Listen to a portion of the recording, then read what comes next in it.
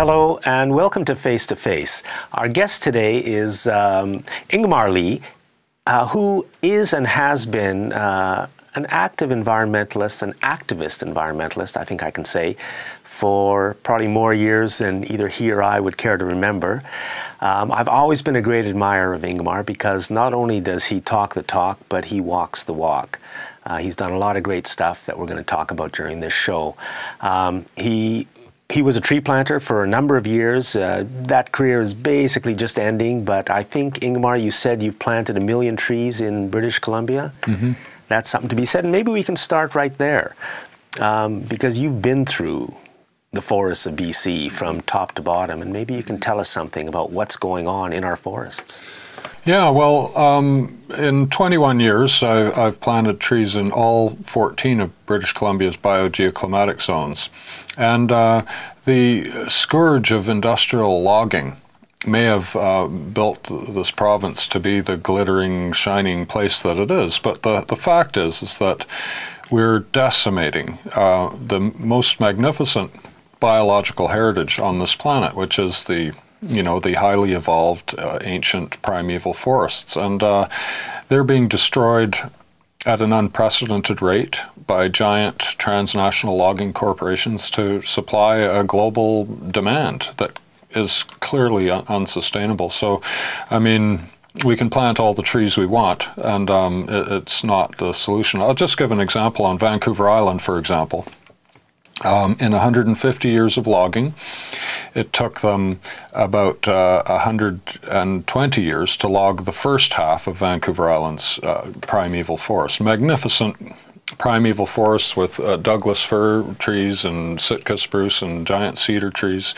And it's taken them 30 years to cut the second half of that forest, up to the point where they've cut today, which is more than 80%. 80% destroyed. Now, what a lot of people don't understand about Vancouver Island is that the second growth has also been decimated. And this is by industrial logging corporations going into that second growth timber and logging it from, the 100-year-old second growth down to the 80-year-old second growth, down to taking out the 60-year-old second growth, where today, if you go up the Island Highway, you'll see the little pecker poles on the back of these logging trucks, a 30-year-old timber profile.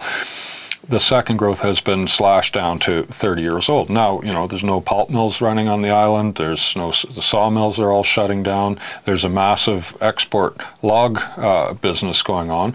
But, nobody's working in the woods anymore on Vancouver Island. And now the eye of voracious industrial logging is moved up to the Great Bear Rainforest, as they call it. Now, where is the Great Bear Rainforest? Well, if you go north of Vancouver Island, pretty much from about opposite the north quarter of Vancouver Island on the coast, all the way up to Prince Rupert, is this area. It's about the size of Austria, and it's the largest remaining contiguous intact tract of coastal temperate rainforest on the planet. So, just to repeat, the size of Austria, It's on the mainland coast, up around the top area of Vancouver Island, and it's the largest... It's the largest contiguous tract that's intact, tract relatively intact. There has been logging going on in a minor way for 100 years up there. But it's for all intents and purposes, it's intact, and it's so the largest big tract of temperate rainforest left in the world. In the world, yeah, and it's famous for grizzly bears and Kermode bears and wolves and cougars, and there's humpback whales and orca whales. It's a very, very wild place. And it must always be remembered about the so-called Great Bear Rainforest. That forest has only been there for 10,000 years, since the last ice age. And the human history on that landscape also goes back 10,000 years. So when human beings first arrived on the BC Central Coast, as it's known now, there was no forests. It was just the post-glacial wasteland of receding ice fields and revealing the moraines and gravels and rock that comes out under a glacier. And, you know, as the ice receded inland, the fish followed the ice and the people followed the fish. And so as the top dog in the ecological hierarchy, my contention is that the First Nations people had an enormous impact on the development and the evolution of that forest that has grown to its current magnificence. And since the human beings have been separated from that ecosystem in the last 200 years by the arrival of colonialism and that sort of thing on our coast, I'd say the forest mourns for the loss of its human element. And, you know, so there's a lot that we could talk about on that. So since this is the largest remnant of old-growth forest, temperate rainforest left on the planet, it must be completely protected. That's my opinion. I think, and I've been around the world 9 times. I've lived in India. When I first went to India in 1977 as a young guy, a 17-year-old, I went and traveled overland. And I arrived in India, there was 600 million people in 1977. Now that country was bursting at the seams. It was, you know, already very heavily populated. Well, the last time I went to India, which was a year and a half ago, on my 9th trip, the population has burgeoned to over 1 billion. It's doubled in my own experience.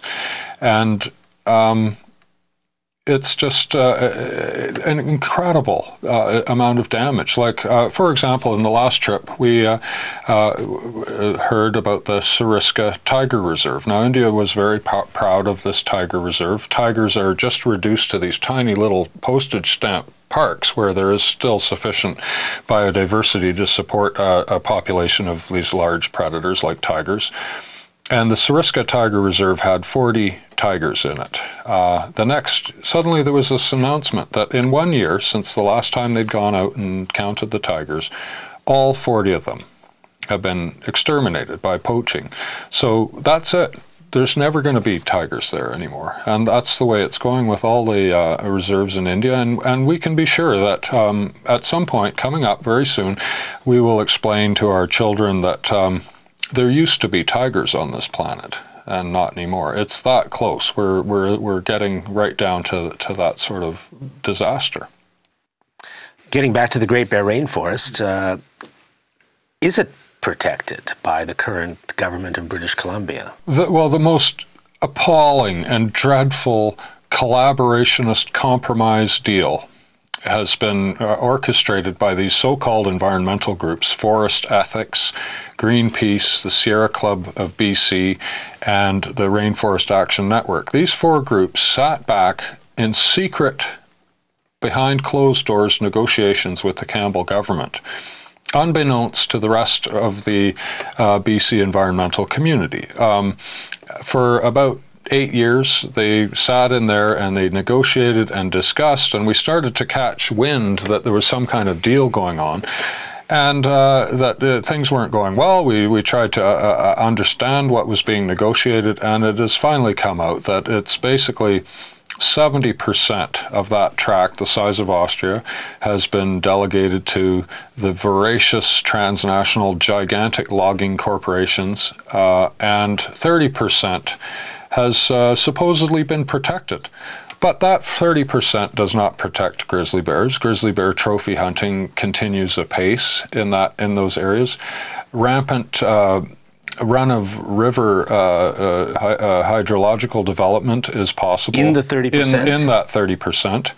And mining, of all things, is allowed in those areas. And in the other 70%, it's so-called ecosystem-based management. Now, I live up in Shearwater. There's loggers all around. Shearwater is close to Shearwater, the Great Bear. near Bella Bella. It's in the heart of the Great Bear Rainforest. And I call it, I don't like that name myself, but just won't get into that. But, you know, the loggers that have never heard of this so-called ecosystem-based management. Now, this was supposed to go into effect on March 31st this year, 2009. And to this day, there's been no discussion with the people who are actually on the ground cutting the trees down to explain how they're supposed to change their practices. So, I mean, I haven't really had time to see any so-called EBM logging yet, but I'm not expecting anything different from the Well, basically, what they intend to do is cut down the entire 70%. Oh, I expect so, yeah. I expect that the further they might start off in a gentle way, but the further they cut into it, these companies will just get more and more voracious. And, you know, as they run out, there'll be economic arguments that we have to keep producing wood and we can do it. And, you know, I mean, in British Columbia, the science is for sale that proves that black is white.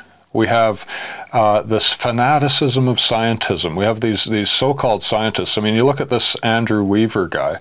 Andrew Weaver, a famous climatologist from UVic, who's just blatantly stumping for the Gordon Campbell regime because of this, on the basis of this pathetic carbon tax. Like, I mean, everybody, I'm not against the carbon tax. I think we need an enormous carbon tax. However, what Gordon Campbell's proposing is just minuscule.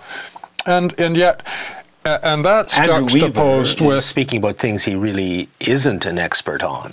Well, Andrew Weaver may be an expert on global warming, Right. but if he had studied the Campbell government's environmental record, it's just truly abysmal, right from abolishing the Environment Ministry upon accession to power, reinstituting the grizzly bear trophy hunt as his first order of government, then you know, trying desperately to deed the public forest lands of BC over to this so-called industry-controlled working forest, and now to develop this so-called energy corridor. Gordon Campbell's energy corridor means that they want to build an 1,100-kilometer 36-inch pipeline that bisects our whole province right across from the dirty old tar sands in Fort McMurray, Alberta, to Kitimat on the BC coast to deliver the oil into 200,000-foot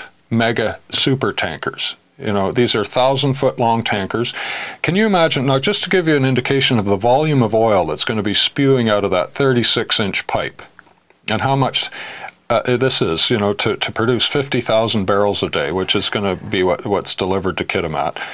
It takes 24 hours of continuous flow out of that pipe to fill one of these tankers. And then they would have to go thread this ship out through the rock pile that is the BC Central Coast, this long fjord, Douglas Channel, Camano Sound, Principe Channel, within plain view of where the BC Ferry, the Queen of the North, with all the available state-of-the-art technology for navigating tricky coastal waters. We sank a ferry and killed people.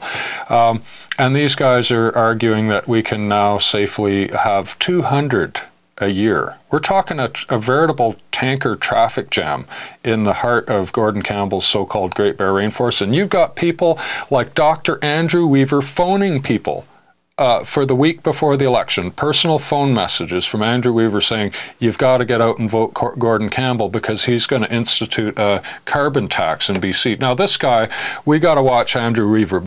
So you said this energy corridor, is it being built, or is it in the planning stages? Oh, yeah, you bet. Now, what they're doing is... the idea is to bring oil from the tar sands through British Columbia to the coast, load it onto tankers, and ship it off to the world, wherever. Okay. Yeah. Now I don't know. I don't want to assume that your audience for Face to Face is very environmentally illiterate. However, just a few basic points about the tar sands that always have to be mentioned in any public spiel about it is that, for one thing, they're already Canada's dirtiest greenhouse gas emitter, and that's just to render the sand out of the oil.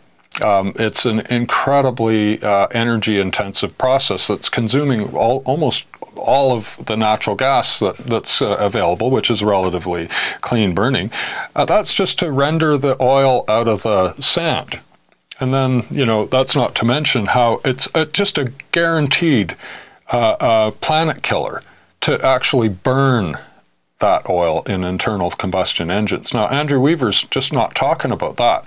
Gordon Campbell is right there. Now, you asked how advanced is the planning for that? Well, the planning model, the model by which they're buying consent for the dirty oil pipeline to Kitimat, is with the Mackenzie gas pipeline that's already in process trying to buy consent from First Nations. Now, you throw in enough millions of dollars into some impoverished First Nations community, inevitably the people will rise up that will accept that money. Of course, and so when you look at Enbridge, which is the American corporation that's pushing this for this pipeline, the Enbridge Pipeline Corporation, they have a barrage of literally hundreds of millions of dollars in PR money that's going to line up consent for this pipeline. Now, the other thing that's breaking down the door and setting the precedent is it's already been approved to build a gas pipeline, an LNG gas pipeline along the same so-called energy corridor. So, Andrew Weaver helped Gordon Campbell to be elected, and Gordon Campbell is there on behalf of giant energy concerns to build this pipeline. Now, I'm going to hold Andrew Weaver responsible, and Sephora Berman, and Karen Campbell, and Guy Dauncey, and Will Horder, and all these apologists who have encouraged and helped sway the vote to give Gordon Campbell another mandate here. And his biggest mandate, his biggest driver of his mandate is this energy corridor. And we will get that, and we will get that thanks to those people. In some ways, I just want to finish that question by saying I'm kind of glad that these people have outed themselves as such corporate lackeys, because we've had this schism in the BC environmental movement where we weren't quite sure about collaborationism. Around the world in the global environmental movement, collaborationism is a method that has gained some sort of support where you work with business as usual to try and mitigate the damage, and you get some deal, like instead of squawking on Vancouver Island about the destruction of the forests, you suspend your environmental campaigns there and you focus on getting a piecemeal little compromise deal in the Great Bear Rainforest. This kind of collaboration has taken effect around the world. But now here in BC, we're seeing the collaborationists. We've seen the kind of scam and ideology that they're perpetuating, that we can somehow continue with business as usual on this planet and somehow mitigate the damage. Between the real environmental movement, which is really saying, we just cannot have this dirty oil pipeline ruining our province and our final pure wild coast. One mistake from one of those tankers. It's not like where the Exxon Valdez oil plume spewed out into the Gulf of Alaska and destroyed half of the Aleutian Islands. In the BC Central Coast, that oil will seep its way into these fjords and the islands. It'll be the end of the sandhill crane. It'll be end of the salmon. It'll be end of the humpback whales, the orca whales. I mean, this oil will just slosh back and forth in those fjords, and it'll just be an absolute wasteland. I think one of the most amazing things about the story you're telling is that I myself know absolutely nothing about an energy corridor, except I've heard a little glimmer or two in the last few weeks. Yeah. I'm sure the planning has been going on for years. Well, read Campbell's website. The energy corridor, its figures large. It's one of his platform planks. Yeah. I mean, this guy was so confident that the farcical, corrupt electoral system that we've got in BC. He was so confident that the corporate media and these environmental sellouts, like I'll name them again, Sephora Berman, Andrew Weaver, Guy Dauncey, Will Horder, and these sellouts, these collaborationist business as usual sellouts, he had such confidence that they would deliver him a third mandate there that he blatantly put the energy corridor, the dirty oil pipeline, as one of his fundamental platform planks. It's right there. And, anybody can. Now, in defense of all these names you're mentioning, people have every right to support whoever they want. Yeah. To me, it's Although, you know, when you start phoning people up, then you're really putting you're putting yourself on the line. Yeah, we got a recording. There's a recording of Andrew Weaver's message up on pacificfreepress.org right now. And he was saying, vote for Gordon Campbell. You can hear, there he is. I'm Dr. Andrew Weaver, world-renowned Nobel Prize-winning climatologist, and I'm asking you to vote for Gordon Campbell. Let's get back to the Great Bear Rainforest again. So what you said was that 4 organizations, Forest Ethics, Greenpeace, the Sierra Club of BC, and the Rainforest Action Network were in secret negotiations with the Campbell government for a number of years that the rest of the environmental movement didn't even know about. Well, I mean, I'm amazed that they could keep it. Well, we knew that there was negotiations going on. None of those groups are democratic organizations. Like there's no member vote in Forest Ethics. Forest Ethics is a corporation with a it does not. And Greenpeace is a small office with 4 or 5 people working in Vancouver, or perhaps less. The Sierra Club has no mandate from its members to focus on issues or that sort of thing. None of these are, and RAN is the only Rainforest Action Network, San Francisco-based Forest Action Network, is the only one that has admitted on their website that yes, in fact, these negotiations are secret. Yes, in fact, Vancouver Island, for example, was sacrificed to the Great Bear Rainforest deal. So not only did they only achieve a 30% protection for this, and as we've seen, a very flawed sort of protection, but Vancouver Island was sacrificed for that deal. Sierra Club used to have campaigns to protect Vancouver Island's what remains of these magnificent forests, and suddenly they disappeared. They left like the Quatsino First Nation. There had been negotiations to protect one of the final watersheds. Fully 85 of Vancouver Island's 91 primary watersheds have been gutted and destroyed by industrial logging. Sierra Club had a campaign, and they to protect East Creek, one of the final ones. They were involved in negotiations with the Quatsino First Nation to try and mount a campaign to protect it. Suddenly, they disappeared. So you mean in order to be made part of the negotiations with the Campbell government on the Great Bear Rainforest, these groups agreed to stop campaigning to protect Vancouver Island? That's what the Rainforest Action Network said on their website. Now, I've asked Forest Ethics, Sephora Berman, I've asked Greenpeace and the Sierra Club, is that true? Did you sacrifice Vancouver Island to participate in that negotiation? What other sacrifices have you made? You know, these are very, very secretive discussions, and they're very anxious about they get their back up. Like, you know, criticism.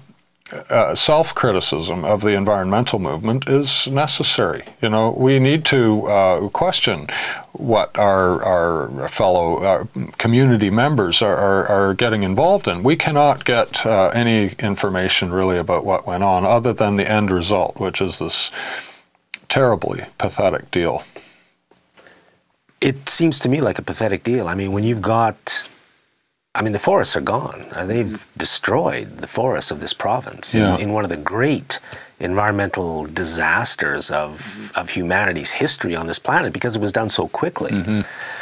And when you've got almost nothing left, to make a deal to protect only 30% of it, to give away 70%, and even the 30% isn't protected. And we all know that once the forest companies have taken the 70%, they're going to go after the 30%. I mean, it's just a matter of time. I mean, what kind of a pathetic deal is that to sign on to? And then once they sign on to it, it gives the companies the greenwash, it's called, that here, hey, this is a great deal. Greenpeace's name is on it. Absolutely. Like Weyerhaeuser, the world's largest and most voracious logging corporation that based in Seattle, will be able to put a stamp on its wood. And as I understand it now, they're going to try and get Forest Stewardship Council certification for wood that's produced in the Great Bear Rainforest. You know, quite frankly, Jack, thanks to the global economic train wreck, which was brought to us by the same neocon ideologues like George Bush, Stephen Harper, Gordon Campbell, has made it so that for the first time in my life, clear-cut logging of primeval forests is not the #1 priority up there because there's so little going on. I mean, the only thing that's going on are these giant helicopter shows which are in there high grading out these cedar, and that's all they take is cedar. There's nothing else that they can sell for $1. It's the pipeline. That is Canada's most grave ecological danger.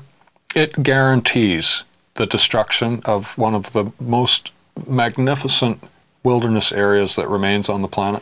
I mean, you know, I'm looking up there, and in the last few years, this is not on the public radar yet, but in the last few years, there's been this enormous influx of humpback whales into the Central Coast area. Like, I see more humpback whales in the Great Bear Rainforest than I do orca whales. They're everywhere. And, you know, the feeling is, to me, is that they have nowhere else to go.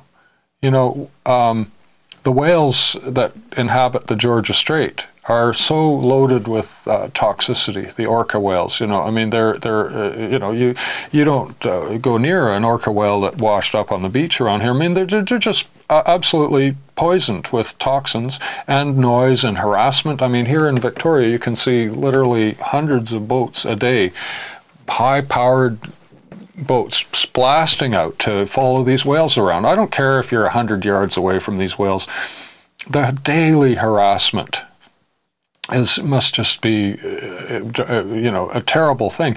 So, you know, here we have the wilderness. The wildlife is actually altering their natural behavior. Now, people say, well, isn't the water getting warmer because of global warming and they're moving north? All these things may be true, but humpback whales, I believe, they're going there because there's just nowhere else to go.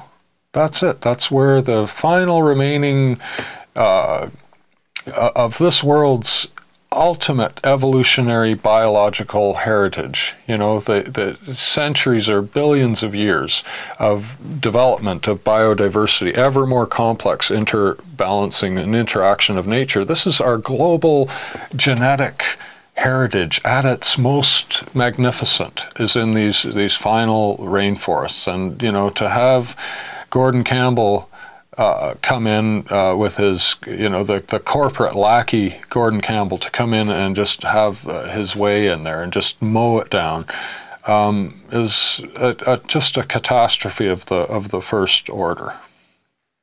And I guess what you're saying is that when this pipeline gets built, then there is going to be a tanker accident. It's going to be a disaster in there. It's just a matter of time. Absolutely. Absolutely. And the pipeline should never be built anyways. Well, of course. I mean, just to run that oil, the dirty oil pipeline, 50,000 barrels a day, all the way across BC, even if they don't never have a tanker, like they've got some kind of, 8 tugs per super tanker, the whole thing radar, so it burns the skin off your face when you sail down the Douglas Passage, triple hulled tankers. See, this is what worries us, is that, forest ethics is positioning itself to represent the BC environmental community on this pipeline, the dirty oil pipeline, and the super tanker issue.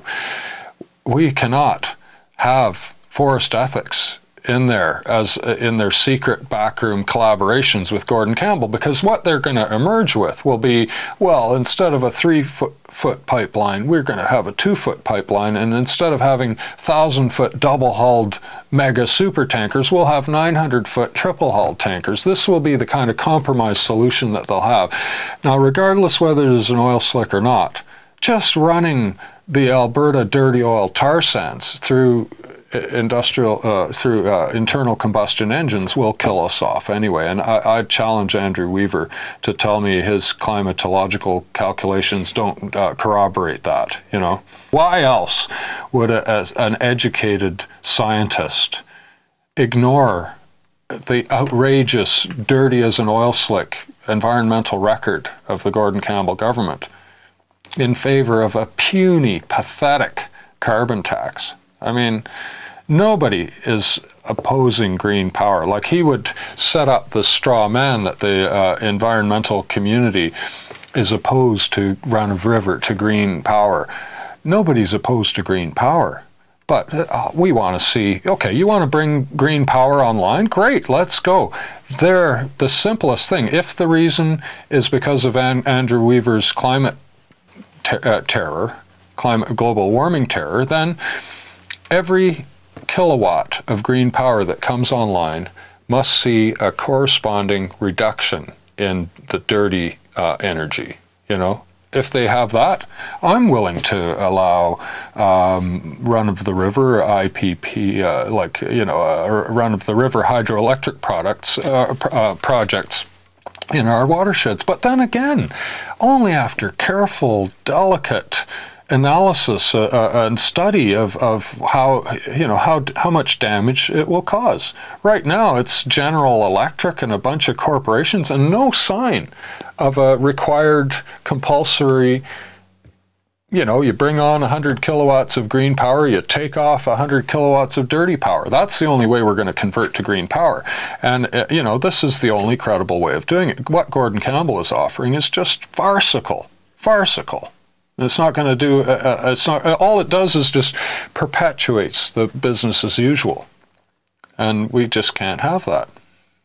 Now, I've just started to hear about the run-of-river projects, and my understanding is that it's possible to run a small, decent, greenish run-of-river project where basically what they do is they build a dam, divert the water, run it through a pipe for a distance which could be a couple of miles or much longer. And as it's running through that pipe, it's passing through turbines and creating electricity. It is, they say, possible to do this in a small way and not bad. But what's happening are giant river diversions that are, I would say, anything but green, yet they're being, it's interesting, they're being proposed as green because they don't have a carbon problem. They've got other problems, but those are being ignored. And equally bad is that the only way these projects are being built is that BC Hydro is agreeing beforehand to buy the power coming out of these projects at very high cost that we are going to have to pay. And I mean, I think the future of BC Hydro is at risk because of this. The future of dozens or hundreds of our rivers are at risk because of this. And yet it's being presented as green power. It's absolutely, as amazing as any of the other crazy things that go on in this province. Well, I mean, I have no problem with Pelton wheels and run-of-river power. I think it is possible. I mean, I've seen on Pelton wheels and rivers, and well, it's just the same thing. You divert a portion of the river into your pipe. There's a drop. It drives a turbine, and it's re-released into the river. But, when you look at the way they've done the Ashlew River, for example, up in Squamish, they just went in there with bulldozers and plowed half the watershed down into the river. You can see where they've actually encroached and bulldozed into the river, and it's disastrous. Take a Google Earth flight over the Ashlew River and see the low footprint impact of run-of-river. Now, the other thing they're doing is they're clear-cutting giant transmission corridors haphazardly. Like, there's no grand plan that's coordinating these power line corridors. I mean, from Plutonic, from Butte Inlet and Toba Inlet, they've got like power lines, swaths being cut, even as we speak, through old-growth forests where, the fallers the timber is just being wasted. Because, see, if they go to haul the timber out, then there's issues with stumpage and, how do they recompensate, and there's problems getting the timber out. So you mean they're not even using the... No, like the reports we have is that they're just falling it down and just leaving it there, and, they're cutting through swaths of ancient cedar and primeval forest. Now, and these corridors are going, for example, the Banks Island in the Great Bear Rainforest, where there's a proposal to put in a massive wind farm, it's going to have like a 140-kilometer transmission swath that has to be clear-cut year after year, and then they say, oh, well, it's too expensive to send a team in there. We'll probably have to use pesticides and all that sort of thing. And then, that goes all the way to Kitimat. And, it's not being planned in a green way. It's being planned by a bunch of neocon ideologues that... it's about the only green that involves is the green of the American dollar, basically. Now, it's worth noting that we don't need any of this power. No. Because there is, as far as I know, no shortage of electrical power in BC. Yeah. We've been told by BC Hydro, by the politicians and by the corporate media over the last number of years that BC needs more power. We're an importer of power. And like all good lies, there's a bit of a truth in it. But it's not a true statement, because my understanding is, yes, BC does import power, but only because we can buy it so cheaply at certain times of the year and at certain times of the day that it makes no sense to generate our own power. So we just shut everything down, import from other places, use their power, which is so cheap, and then use our own at other times. And in fact, BC is a net exporter of power. So the whole story, it really bothers me when organizations like BC Hydro, which are crown corporations, which are supposed to be working for us, are put in a position where they are told by, I guess, their political masters that they have to mislead us. So that we will go along with these sort of so-called green run-of-river projects to just benefit private corporations, because that's what it's all about. It seems to be to get these corporations into deals that they basically can't lose at and we can't win at. Yeah, to me, it just makes sense that anybody who purports to be environmentalist, or anybody who has any kind of consciousness about the state of the global ecological catastrophe, the seriousness of the global ecological catastrophe, must be on a program to systematically reduce its energy consumption, or their energy consumption. Like I personally believe that environmentalists must strive towards the end of their life to have a constantly reducing ecological footprint to build up a greater amount of self-sufficiency, to the point where ultimately the ultimate goal is where you provide all your own needs on your own little plot or your tract or whatever it is, where you're not dependent on the corporate system and all that sort of thing. Now, I'm not sure how we're doing for time. We've still got a few minutes. Okay, but I just want to, I think it's important to say, and we've just had this farcical election in BC. 48% of the populace bothered to participate. And, Gordon Campbell has won another majority government, and with basically 22% of the BC electorate supported Gordon Campbell. So with 22% of the people that bothered to vote, voted for Gordon Campbell, he wins a majority government. About 45% of the people who bothered to vote, but only half the people bothered to vote. Yeah, so and I don't blame people for not voting. His vote translates into a 22% mandate, okay? Now, and there's all this lamenting. I read these letters to the editor in the newspaper about, the Green vote gave us a Gordon Campbell government and all that sort of thing. Well, personally, I think this is the way I look at it, is that I felt like a fool participating in the farce that is the BC electoral process, okay? But I looked at the candidates. I just looked at the Green candidate. I read all their bios, okay, that were posted on the website, and I voted Green because these are people that I could imagine sitting down at my dinner table and I could relate to them. And, they've got good ideas. I don't know, some people may have a more advanced understanding of the ecological emergency we're in. Other people are still developing it, but I believe they're on the right track. Now, but personally, in my work, I have no dependency on the corporate system. I live very happily in BC's vast underground economy, which it bears very little resemblance to the corporate system, the official system, okay?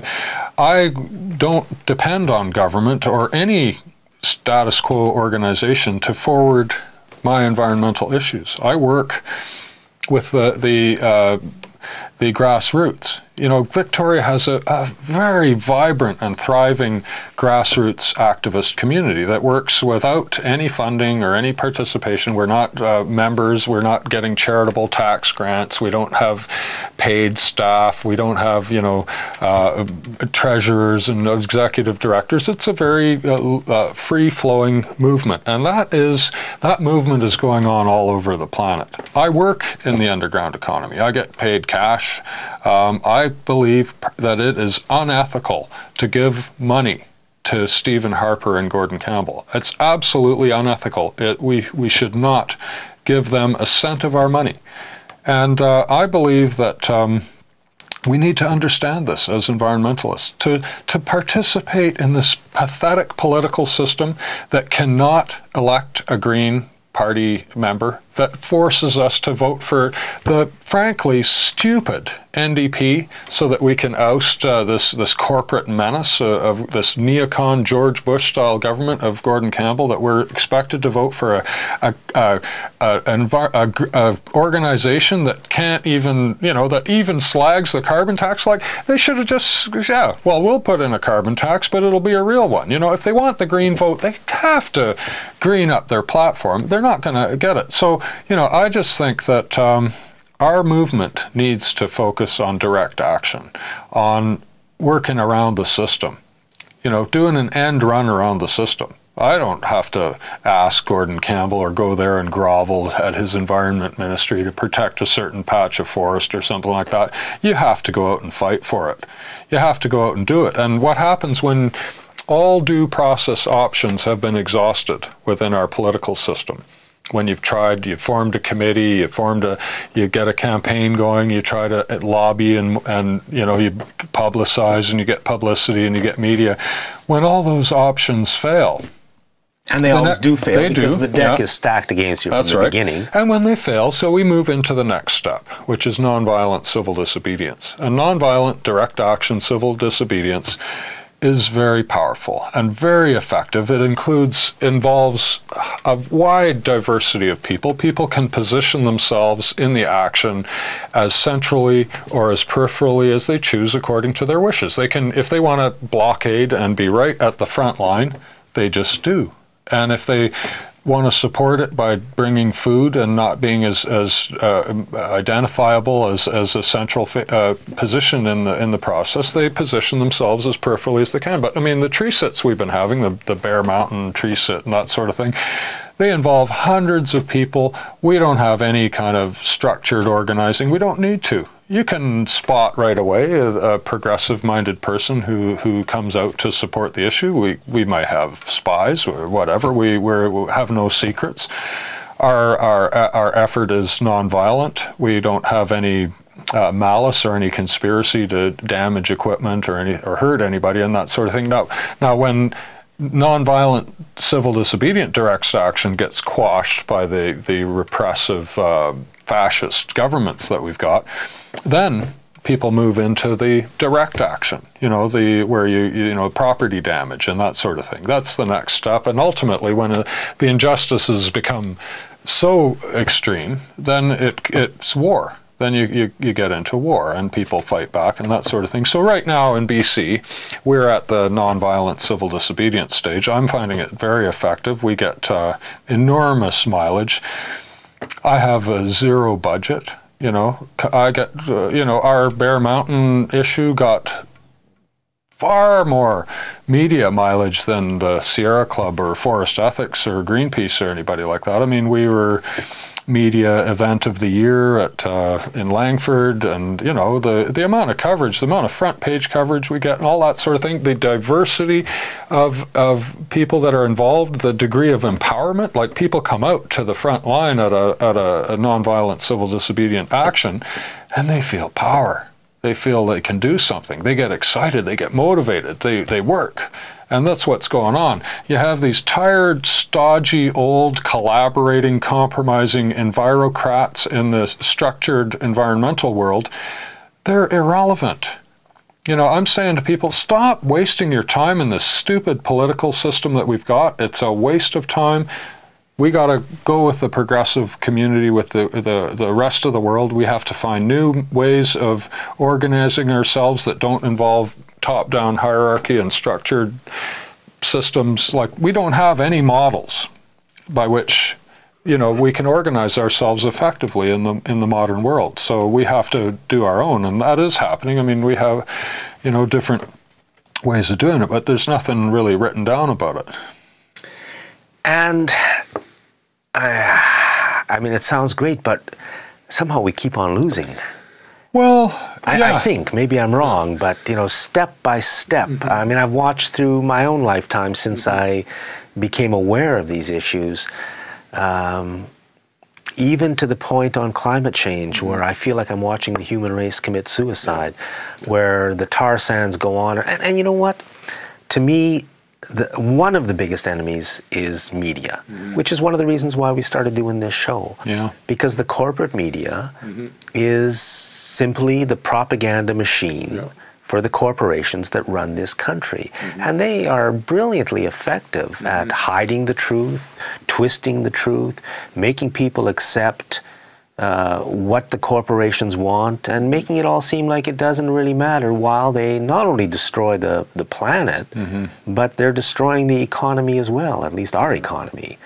Well, you know, Jack, what I say to that is I consider myself an educated environmentalist. I went to UVic, you know, and I'm not saying UVic is a place that actually teaches effective environmentalism, but it teaches us, at least in my 7 years getting my degree in environmental studies there, I studied at the university level the global ecological catastrophe. And I think I could fairly say on behalf of all my fellow graduates that coming out of that course, it's pretty clear that it's over. I mean, on this planet, the corporate interests, the voracious rates of destruction, the consumption wannabes all around the world, and the kind of entrenched neocon ideological fanatics that we have that run the place. There's not a lot of room for you know, so-called optimism for the human race.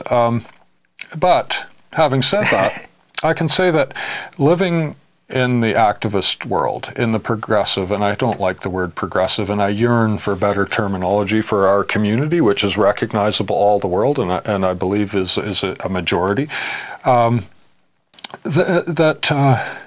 You know, it's fun. This is where the cream of humanity resides. Those people who are awakened, enlightened to the point that they see the reality behind all the lies and corporate hype and plastic, bland, boring, old, fat, white male politicians and all that sort of thing, that are out there, that are activated, that are breathing the fresh air of empowerment and working at the grassroots front line. That's the best place to be. We're really on the epitome of where the you know, beings have evolved to. You know, in that, like, there's, you know, lots of we don't have a fully constructed vision. That's an evolving thing, just like everything else. But the other thing is that you know, for those of us who have awakened to the catastrophe, to the disaster, and are working to oppose that and to try and turn it around,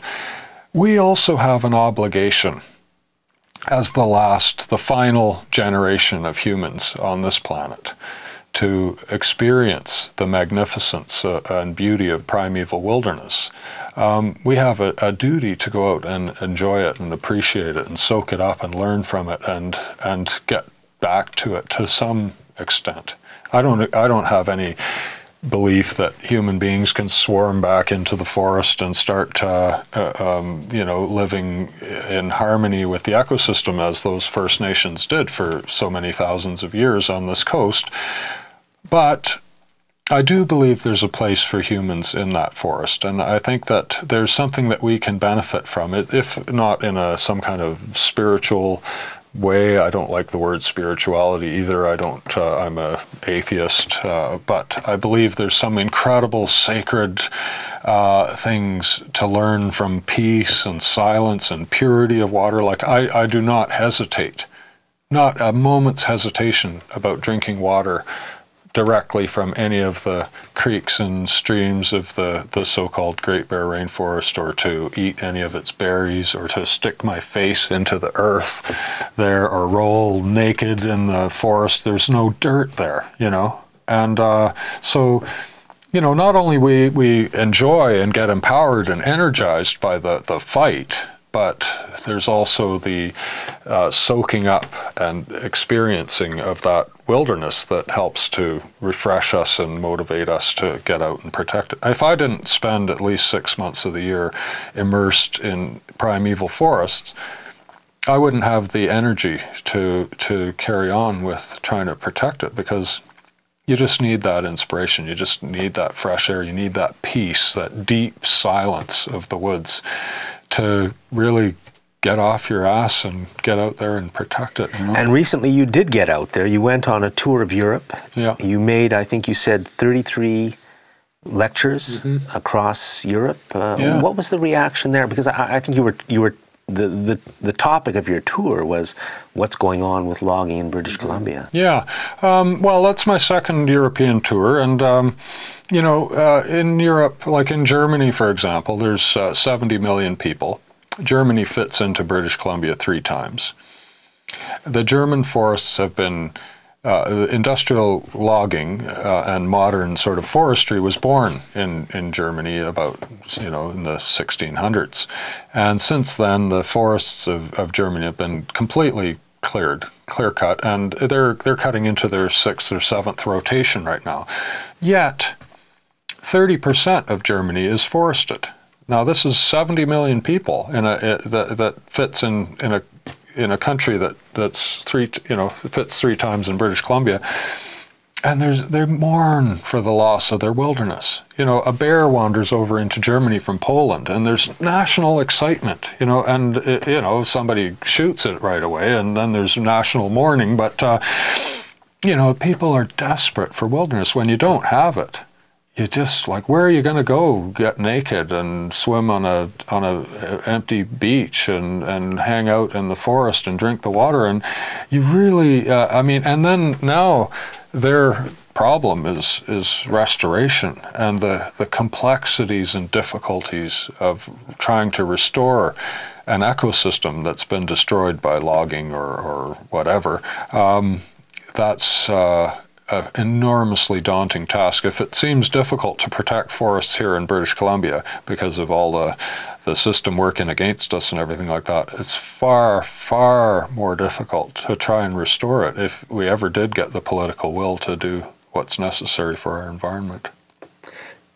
Were people sympathetic to what's going on in BC? Oh, enormously.